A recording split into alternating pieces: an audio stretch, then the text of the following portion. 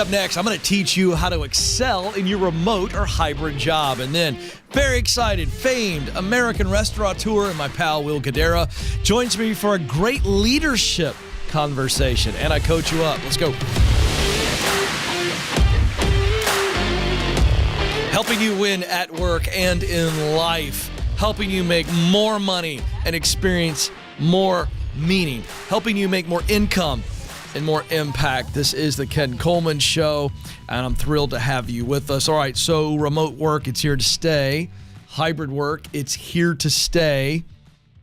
And so I want to help you to do what it is that you need to do to excel and to hopefully stay in the remote job. Now, that is the entire focus of our opening teaching. Because as I reported on the show recently, from two economists that are studying remote work trends, and they have sounded the alarm, quite frankly.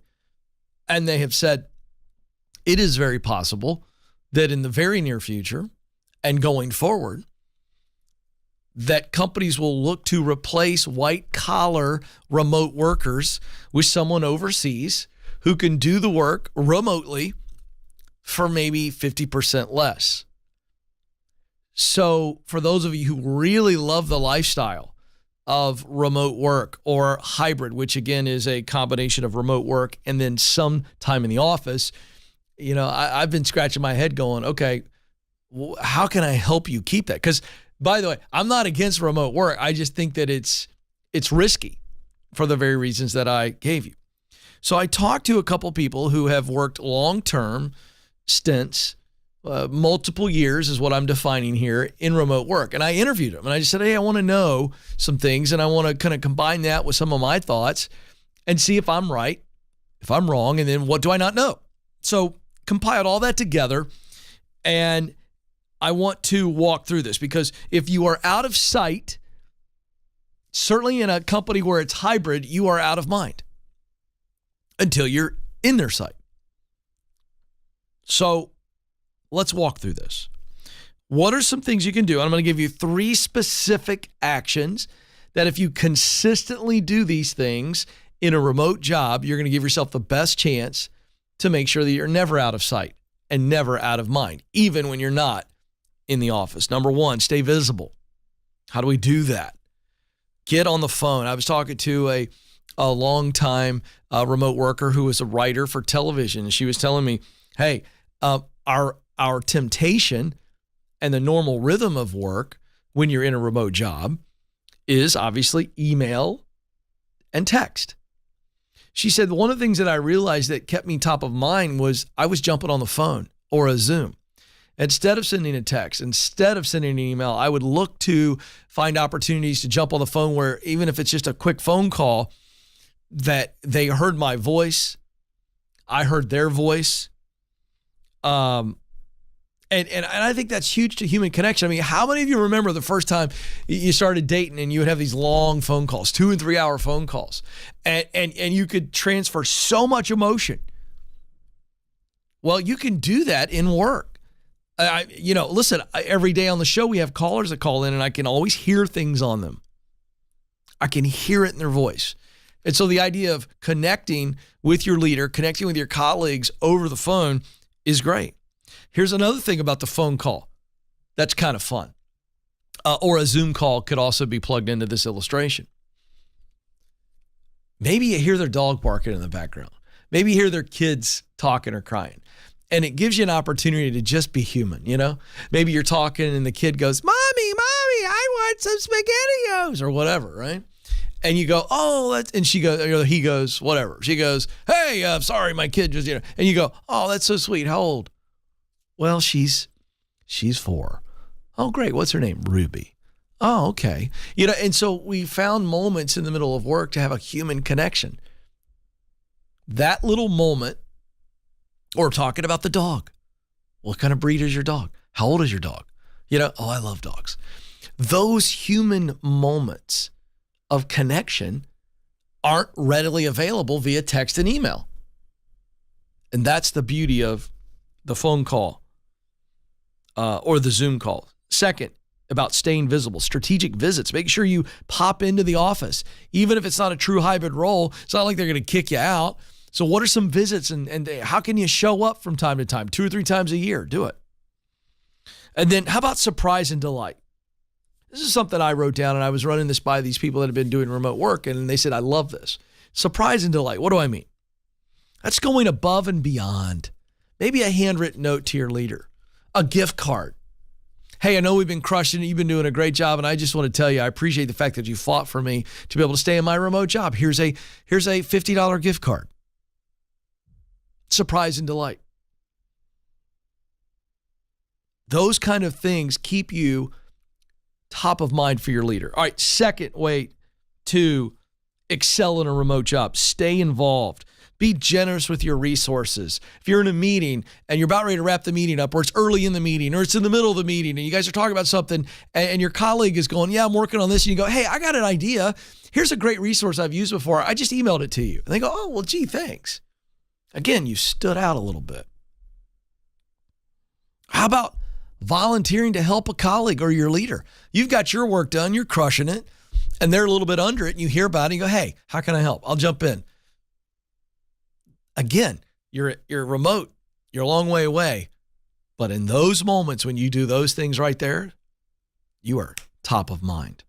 Third thing you can do to excel in a remote job, stay proactive, over-communicate. Don't just rely on the normal rhythm of communication to get work done. So whatever communication is involved in the workflow, don't just rely on that. Over-communicate. Build trust by asking really good questions above and beyond what the normal workflow is. Ask your leader, hey, how are you doing? How am I doing? What are some things I can do to add more value? You're not just, again, staying present in their mind. You're actually adding value to them, to you, to the team, to the customer, to the organization.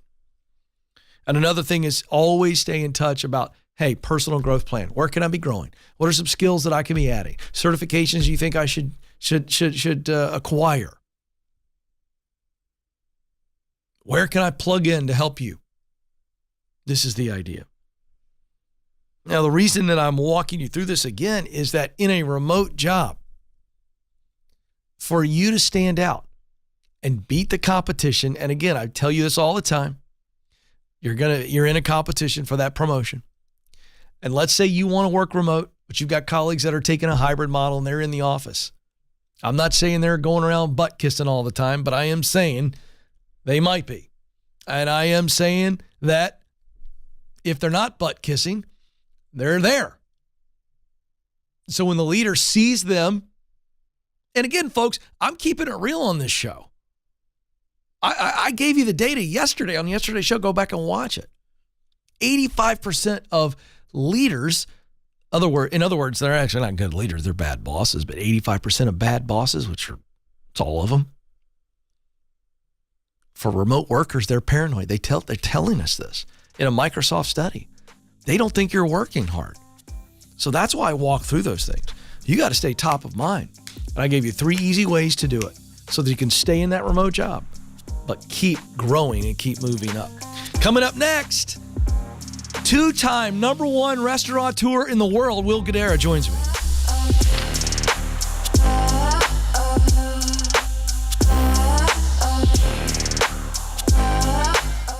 Did you know that just like a product, you have a personal brand? It's the image or impression others form about you based on your interactions. And whether we realize it or not, our personal brand impacts opportunities to grow in our careers. That's why our team created the Personal Brand Survey. It's free, and it will give you personal and professional feedback so you can own your strengths and uncover any blind spots holding you back. To get started, go to kencoleman.com/brand.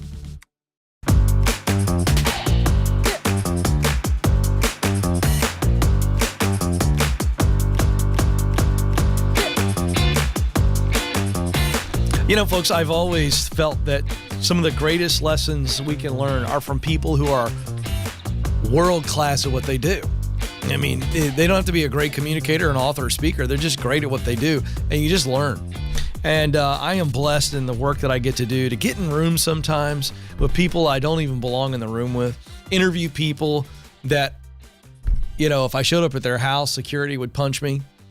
I'm not going to be a name dropper today, but I've interviewed and gotten to sit with some people that, again, just unbelievable. Well, I'm very excited for some of you to meet a guy by the name of Will Guidara. Now, Will is a restaurateur. I like saying it that way because it feels like that's how it needs to be said. And Will is a two-time, he and his restaurant partner, they won twice the #1 restaurant in the world. Do you understand how difficult that is to do? And they were featured in a documentary called 7 Days Out and 11 Madison Park and Nomad New York. Those are the two restaurants. And so anyway, I had him, he's got a new book out, but we don't do a book report. And so I want you to listen to this, leaders. If you're managing or leading anybody, you need to listen to this. It's self-explanatory, and I'm going to unpack it for you when we come back. Here is Will Guidara in studio with me talking about leadership, hospitality, and more. Here we go.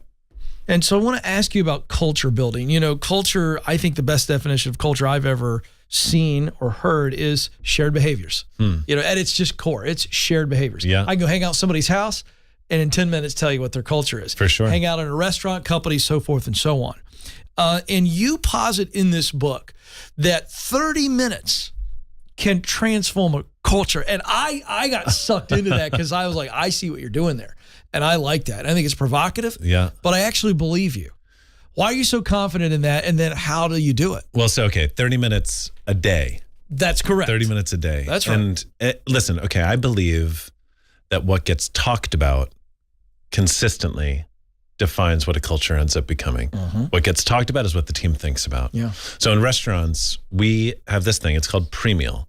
And for the 30 minutes right before we open our doors to the public, we get our team. It's not when people are eating dinner. They stand in a circle with complete focus and we connect on a daily basis. I believe it's the most important 30 minutes of the day because it's when we cease being a collection of individuals and we come together as a trusting team.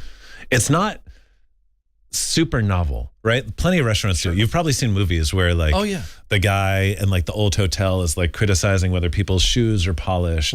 Right. In most restaurants, it's when they talk about what's new in the menu, what wine are they pouring by the glass, when is health enrollment or whatever. I believe it needs to be so much more than that because it's not where you should be talking about what you're doing. It's where you should be talking about the why behind it. Yes. Right? I believe that there is such nobility in serving other people. In restaurants, I believe we can help people celebrate some of the most important moments of their lives or give them the grace, if only for a few hours, to forget about their most difficult ones.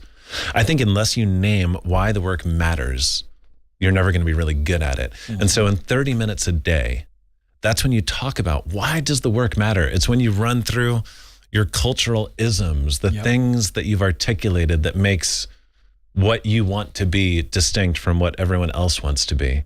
It's when I, as a leader, speak to my team about what's important to me. It's when I invite them to join the conversation.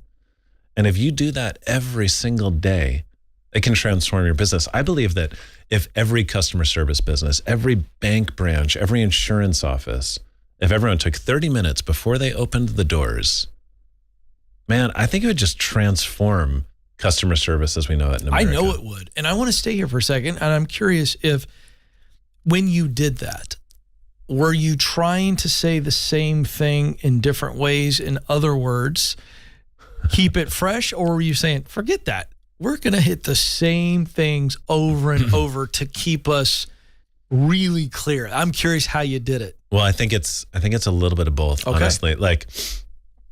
I would decide what I was going to talk about on a weekly basis. And by the way, that 30 minutes, if anyone chooses to do that, you can't waste it. You don't walk into the meeting and then decide once you get there what you're going to talk about. Very key point. Right? You need to be very, No, what do we need to talk about as an organization to move the ball forward? Yeah. And then I would talk about the same thing for a week. Because sometimes people on your team, no matter how good they are, they're just not paying attention one day or another. And repetition is important. Yeah. And then let's say after 3 months of every week talking about a different thing, then you take it from the top. I think that if something is important enough to you, it bears repeating over and over and over again. It's not dissimilar to how you raise a child. It's not like there's something that you want to be a non-negotiable for your child and you tell them for a week and then you just expect them to hold on to it forever. No, I'm still telling my 13, 14, and 16-year-old, put your dishes in the dishwasher. For the love of God. Yeah. Do it. And by the way, pre-meal, that 30 minutes a day for whatever business chooses to employ it, it's when you talk about the aspiration. And then it's when you affirm the people that are rising to the standard. Because when you affirm one person for actually doing the thing that you're trying to get everyone to collectively do, two things happen. One, I believe affirmation is addictive. No matter how cool someone in your team pretends to be, no one is not energized from having been affirmed. And they want it again. And by the way, everyone else in the team, when they see someone being praised, they want that too. Well, the data bears this out. We were on the same stage at our EntreLeadership Summit in May, and my talk, the day before yours, I talked about the rules of engagement. And I poured into the largest study that Gallup has ever done on employee engagement. And they boil the whole study down. This is to validate what you're saying. They boil the whole study down to what drives employee engagement, to 3 human needs that must be met by the leader. 1, purpose and meaning in their work. 2, recognition of their unique contribution. 3, a relationship with their leader. But number 2 is what you just said. People are still little boys and little girls for sure who want to be called out. Hey, I saw what you did last night in this situation. It is exactly what we want to do at this restaurant. By the way, I'm still like that. You still want that. Yes. Whenever, if I'm with anyone and I ask a question and they say good question, even that small amount of affirmation, I'm like, well, yeah, thanks. It's so true. It was a pretty good question. It's so true. We all want to be recognized for our uniqueness, and that's what you're talking about. And that's what's brilliant. And you can do that in that intimacy of before we go to battle. Because that's what it is. It's not dissimilar to a locker room speech. Just every single day. And there's a reason why, the greatest teams, their coaches are the ones that can inspire with words. Oh, that is so good. And I hope leaders of all stripes, whether you are a manager of a convenience store, you lead a team of accountants, you are in ministry or nonprofit work, I hope that you literally rewind that conversation and go back to it and just hear the simplicity there. The 30 minutes before we start our work, gathering everybody together and go, all right, we're about ready to hit the field, right? If you want to use the sports analogy, or we're going to battle. And here's what's important. Reminding people of the mission. Reminding people of the why. When you could take a collective group of people and you make it very clear of what the collective's why is and what their professional why is as it relates to the collective, the goal, you have a great opportunity to bring a bunch of individuals together, unite them around a shared cause. And that is just a beautiful, beautiful strategy. You don't become the 2-time #1 restaurant in the world. You don't do that twice without extreme focus on what really matters most. You don't do that without creating intentionality among everyone. You can't just be the manager and drag everybody with you. Every person on your team, listen to me, leaders, every person on your team has to be as crystal clear as you are, which means you better be clear so that they can be clear as to why we are doing what we are doing. Now, a little bit later, our last segment of the program, I'm going to bring back Will for more conversation about unreasonable hospitality and how it matters to the plumber as much as it does the restaurateur. Stay with us.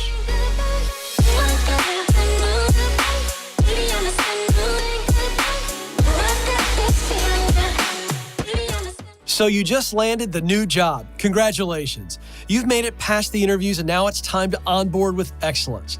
That's why I created How to Stand Out at Your New Job. This free checklist will help you succeed from day one and may even help you get promoted.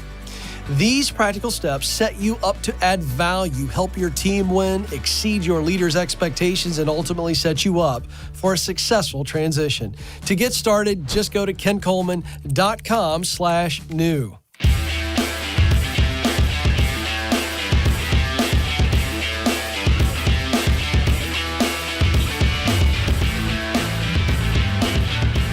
Of the people, by the people, for the people. I am the man of the people. People who want to make their life count. People who want to do what they were uniquely designed to do. People who want to make money and experience meaning. I'm your guy. Part coach, part counselor, part cheerleader. And usually that's on every call and sometimes in every segment. Okay, big news. You know me, folks. I like to bring commentary that I believe you need on current events. And boy, oh boy, we are in a very interesting time. Yahoo Finance article here. Headline, Musk, as in Elon, tells Twitter employees he doesn't plan to cut 75% of jobs. So if you were under a rock and you missed that Elon Musk is appearing now to be ready to close the deal tomorrow, on Friday, for Twitter. And boy, has that created some hand-wringing.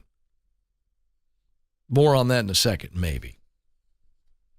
But yesterday, he went to Twitter offices in San Francisco, and he made an appearance. Do we have a copy? We got it. If you're watching, we got it. Let's show that tweet. Can we pull that up? There it is. There he's walking in. Look at this. Look closer. That's actually a sink. The guy's got a very heavy sink. And I thought this was funny. I saw this morning. So his tweet says, entering Twitter headquarters, for those of you that are listening, let that sink in. And he's holding a sink. Now, I will tell you the missed opportunity. Are you rolling your eyes, Amanda? I get that it's cheesy. But let me tell you why I like it. Okay?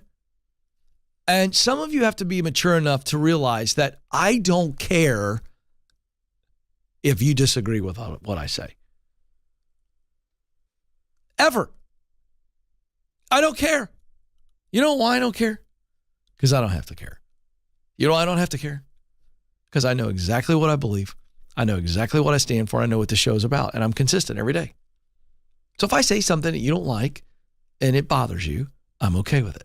Because I believe in your right to be bothered. Like, even if you disagree with me, I'm okay with it. It's called America. It's free speech. So you can criticize me all day long, and I'm okay with it for two reasons. Number one, I believe in your right to say what you want to say. Two, I don't read the comments. So I'm blissfully unaware. You could say, that Coleman guy is the biggest moron on the face of the planet. Guess what? Never even read it. Don't even know that you said it. So there you go. Now, I did a little rabbit trail on that because I think that it's important that if you're going to be a successful adult and you're in the world of work, that it is increasingly political. Well, battle lines are being drawn. And at some point, you just got to be okay if someone else isn't okay with what you think or believe. All right. A little side content there. So Musk, who's about ready to close the deal, $44 billion deal for Twitter, he goes in, and I'm going to tell you why I liked it, Amanda. I got distracted for a second. I'll tell you why I liked it. I didn't say I'm a huge Elon Musk fan. That's why I went on the rabbit trail. Because some people will hear me say that I like what he did, and then they're going to be like, you like Elon Musk? He's a big jerk, and he's going to kill the planet. I don't care what you think. Okay? I like that he walked in with the sink, and I like the cheesy, let that sink in. And what he's doing is he's kind of poking the people that are all upset that he's going to take over Twitter and let it be what it was designed to be, which is just everybody can go tweet what they want. We're not going to, what's the word I'm looking for? We're not going to, I'm brain dead all of a sudden. We're not going to censor people who are conservative. We're not going to censor people who are liberal. It is what it is. It's called free speech. Well, he comes in and says he's going to buy it because he thought that it was a great app. And by the way, I love Twitter because to me, it's one of the greatest tools for social exchange when done properly, right? When you're not out there looking to disagree with everybody. If somebody goes, the sun's hot, 15 people on Twitter will go, well, it's really not hot. What? That's just how it is. It's just, it is what it is. But it's a great tool for information, exchanging information, and I love it. I still use it as a tremendous news resource. So I, for one, am like, great. If we can revive it and make it what it once was, sure, go for it. I don't care. I don't care if he buys it or if he doesn't buy it. I don't care. But he's taken on so much flack, how he's going to hurt free speech, and he actually is for free speech. I don't think Elon Musk knows what he believes. I think he believes in aliens one day and he believes in something the next day. I think the guy is a brilliant fruitcake. That's, if you really want to know what I think about Elon Musk, I think he's brilliant, but I also think he's a fruitcake. I mean, and by the way, you can be both. So, let's see what happens. Well, so anyway, he goes in and he does the kitchen sink thing. All right. And can I tell you that I also think, Amanda, that he was playing off of the old English phrase. It's an old English phrase. They threw everything at us except the kitchen sink. That phrase comes from World War II. And they were talking about the Germans when the Germans were bombing them night in and night out. And so it's a British phrase. I love my British brothers and sisters. I just think they're so fantastically cultured. And so the British came up with the phrase, speaking of the German army, threw everything at us but the kitchen sink. So that's where it comes from. So Elon Musk walks in and he goes, walking into Twitter headquarters, let that sink in. And I think he was also basically going, I'm going to throw everything at this company. I'm going to just revitalize it. I think he's playing with people. I think he's tweaking people. And I love a good tweak. So then he goes on Twitter and he changes his profile title to Chief Twit. So I think the guy is having some fun. And I think that's great. Like, instead of getting all bent out of shape at your critics, why don't you just relax and say, you know what? I believe in free speech, which I do, which means I believe in your right to criticize me. Go for it. Give it your best shot. I'm going to live my life in such a way to where I don't read that stuff anyway, and I don't care if you disagree with me or not, because I know what I believe and why I believe it. So it's okay. I don't care. It's not like I'm sending you a Christmas card anyway. So anyway, very interesting. Now, as it relates to employee layoffs and news. So he's in the San Francisco headquarters. He's in the coffee shop. And he gets inundated by hundreds of Twitter employees. And at some point, somebody says, hey, is it true that you're going to cut 75% of us? You're going to lay off 75% of Twitter staff. He says, I don't know where that came from. And it's been reported that he had told prospective investors in the deal that he would reduce the number of Twitter employees by up to 75%. He says he didn't say that. However, in a presentation deck that has been made public now, he shared with investors that he would actually increase Twitter's headcount by almost 50% where it is today in the next 3 years. So here's a guy that's actually looking to go in, and despite all the stuff you see out there, he's not trying to destroy Twitter. He wants to revive it. And he plans to increase staff by 50%. So, with all of the drama out there and bad, evil billionaires and everything, has it occurred to you? And again, I just said that Elon Musk is a fruitcake. I think he's a brilliant fruitcake. I don't think he's going to throw away $44 million. I think the guy wants it to win and be a great platform. We'll see what happens. By the way, if you're on Twitter, I'm at Ken Coleman. I can't remember the last time that Twitter was a real great engagement for me, but maybe I'll get back into it. We'll see. I don't know. But I'm all for, why do I share this? I believe in the marketplace. I believe in capitalism because I believe in you, the consumer. I believe that we as consumers have so much more power than we even realize. And I don't have the time or the energy to do this, but you know what would be the number one way to stop inflation in its tracks right now? I mean, like, stop it. It would be for a nationwide spending freeze. I should come up with a website. I should talk to Dave Ramsey about this today. Maybe Ramsey Solutions should do this, right? 30 days to stopinflation.com. That's not a real website. Don't go check it out. If it is, I have nothing to do with it. And for 30 days, we just pulled back our spending. 30 days. Didn't buy anything at Target or Walmart, right? Go grocery shop and stock up, cook everything in the shelves. Watch what would happen. It'd be very interesting.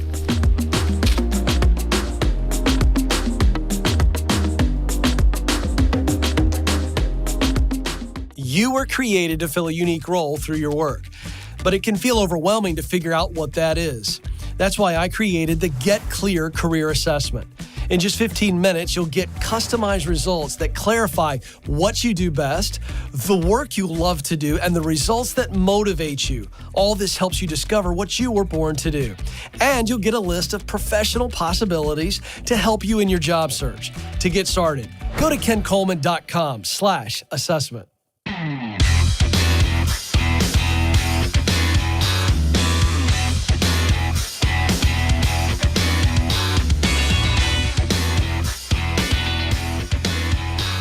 Welcome back to the Ken Coleman Show, where I help you win at work and in life. In other words, I am completely dedicated to you raising your income and maximizing your impact. Life is too short to treat your work as just something that I have to do to provide. There is purpose in your work, and it's not about you, it's about others.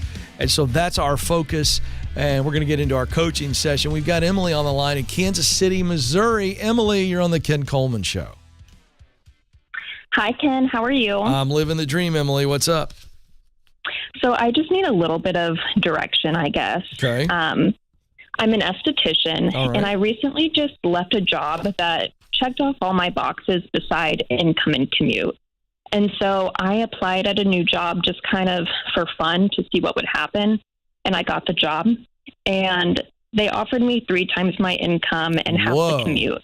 Whoa. So I thought, well, I would be dumb if I didn't take this. And so I took the job. And when I got there, the first day I knew my values don't align with this company. Ouch. And do you mind sharing how obvious that was? What was so obvious? I think they forgot that I was supposed to come in. And so they didn't have any paperwork for me, 0 training. And in the interview process, they said, continuing education is very important to us. They told me what their training would look like, and they did not deliver on that. So for my first day, basically for 10 hours, they just had me read the back of products to get familiar with ingredients. Isn't that mind-blowingly ridiculous? Yes. They paid you 3 times, 3x, what you were making, and forgot that you were coming in. And then to add insult to injury, they have no training plan, nothing. They weren't even ready for it. They were like, oh, yeah, if you could read the back of the cereal boxes for a full day, that'd be wonderful. We'll get back to you. It's pathetic. Yeah, I had to do that for 2 days. Bless your heart. So and then as I was reading the back of these products, I realized I didn't believe in the products either. Are you still an esthetician? I am. So technically, I do a lot of massage mostly. Oh. They told me I love a good massage. I got to tell you, I have a membership. I have a monthly massage. That is a quality of life issue. I just want to point that out to everybody. The team's laughing at me, but I'm just going to tell you, game changer. So what would keep you there other than the 3 times the salary and the commute is half? Because it feels like you're going bonkers right now. Are you actually getting to do massages? So, they told me that people don't come to them for their knowledge about skin, and it's really all about creating that relaxing environment. And so I do a lot of massage during my facials, but I am not working with products that truly correct the skin. I'm just kind of helping people relax, which is, it has its good things about that. But so you're not doing full body massage. You're just massaging women's faces as a part of the esthetician work. So I do the full body massages. Well, what do you want to do? You want to be an esthetician or you want to be a masseuse? You want to be both? What do you want?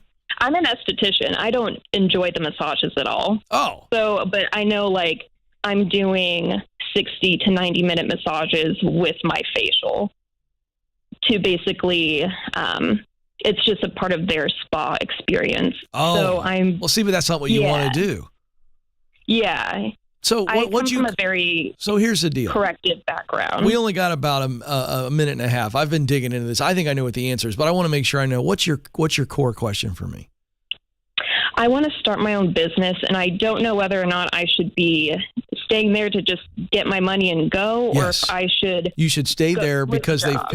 you should stay there until you can get your own esthetician business up and running, because they're paying you 3x of what you were making. It's less travel time. And so I look at it as change your whole attitude. Forget that you're doing massage and facials. Forget that they had no training for you. They are paying you and funding you to get started on your own business. So I would change my entire attitude. Gee whiz, I'm so grateful for this place. Well, they're a disaster, but they're paying me 3x what I was making, and I'm going to pocket that, save that, start my esthetician business on the side, and pocket every dime I make from the side hustle until I can save up 6 months of my salary before I ever walk. Make sense? Yes. Giddy up. Yeah. Thank you. You bet. Absolutely. Absolutely. Listen, if you're in a day job that you feel like it's not right for me long term, but it can set you up for the dream job, change your whole attitude. She ought to be doing facials and massages with some juice now, because each day she's getting closer and closer to doing the dream. Oh, that's good. I need a massage.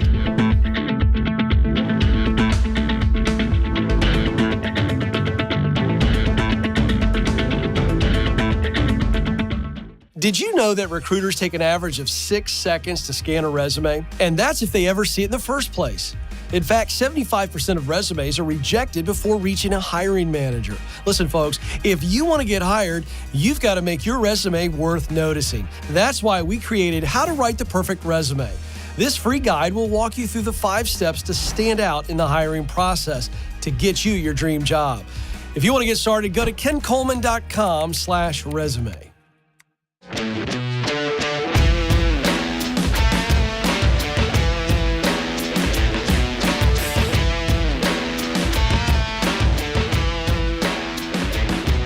All right, welcome back to the Ken Coleman Show. Okay, I told you that we were going to have another portion of my conversation with world-class, world-renowned restaurateur, fancy word for big shot restaurant guy, Will Guidara. He's got a new book out called Unreasonable Hospitality. I had him in.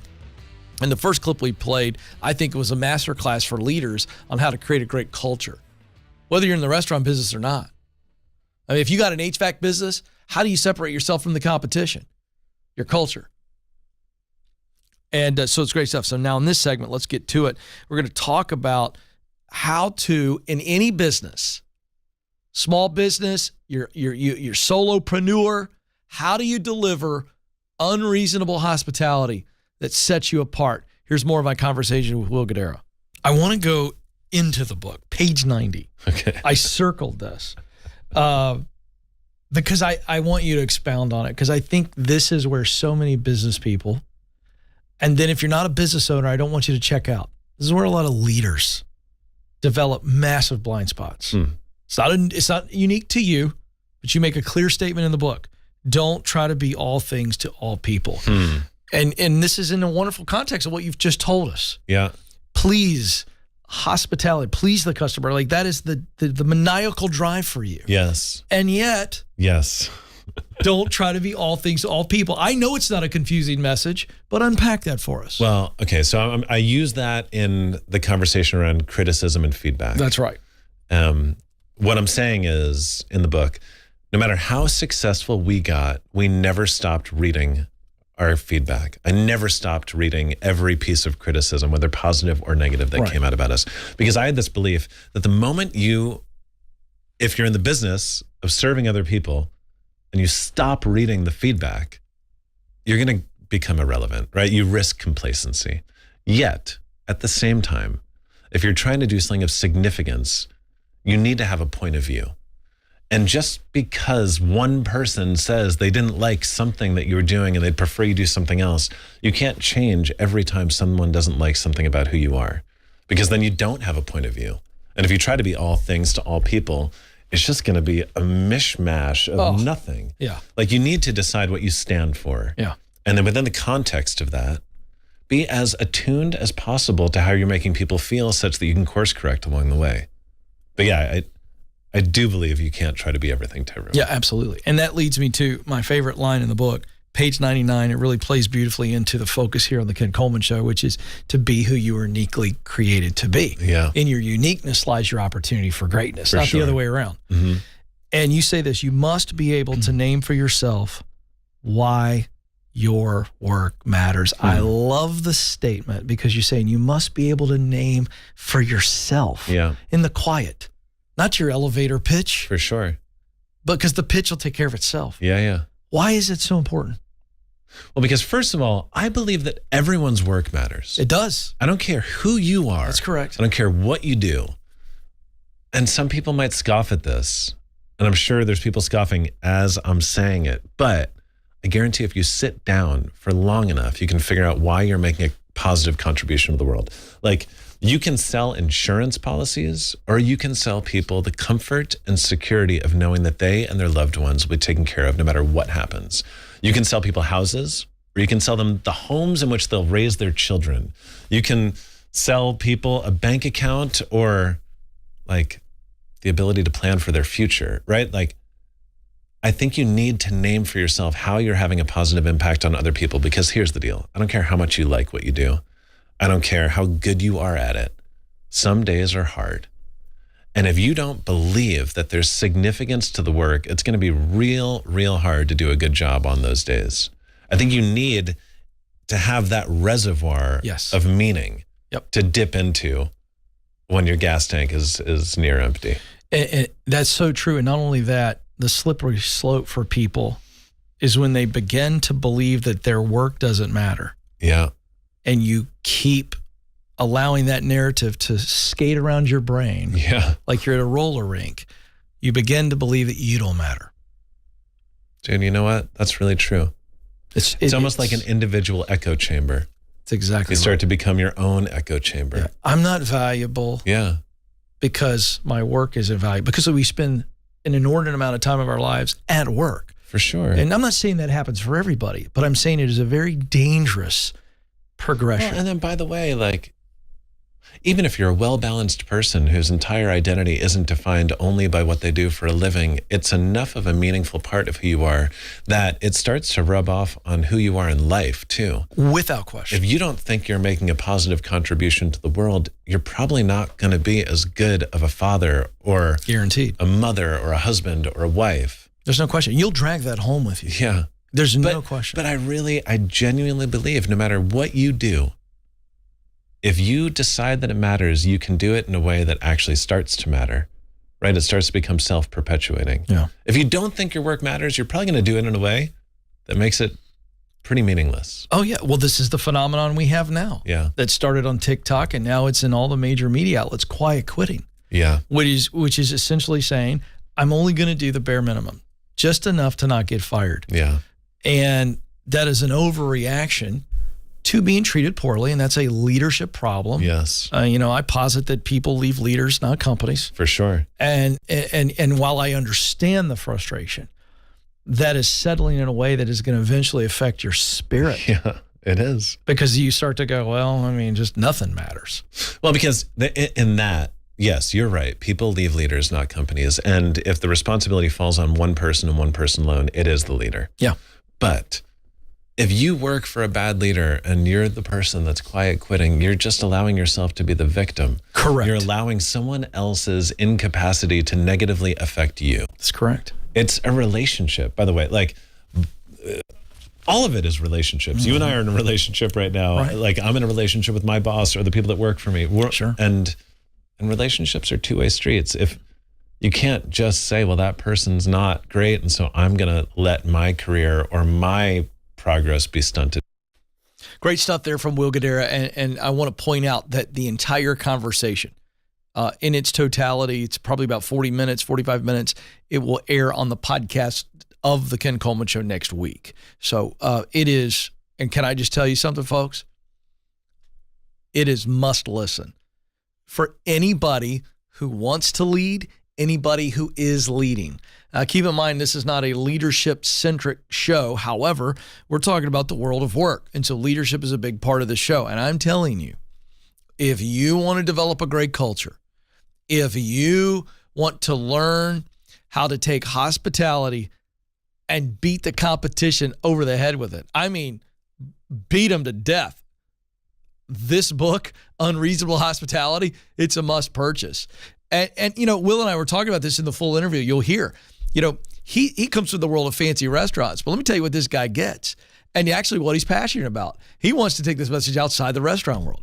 And again, I'll mention plumbers. If you're in the trades, you're already important when you show up, right? I can't think of anybody more important than the HVAC guy, the plumber, the electrician. Like, when somebody needs you, let me tell you something, you're important. Now, let's just take that and let's multiply the impact you could have if you treated your customers with unreasonable hospitality. You were over the moon in how you treated them. They're going to tell everybody about you, because the other plumber you're competing against, he's just a jerk showing his butt crack. You, on the other hand, go in and treat people great and show up on time and are courteous when you walk in their house and go above and beyond and smile and deliver an unbelievable service. Let me tell you something. Nobody's going to compete with you. Not in the trades. No, sir. I'm just telling you. House cleaner. Think about hospitality in a different way. You don't have to be in the hospitality business to show radical hospitality. And for those of you, and we got a lot of you that listen and watch the show that want to be your own boss, learning this early on, super serving those first initial customers is huge to being able to build your customer base. Hey, I got to get out of here. Before I do, remember this: you matter. You have what it takes. Press on. Thanks for listening to The Ken Coleman Show. For more, you can find the show on demand wherever you listen to podcasts and watch the show on YouTube.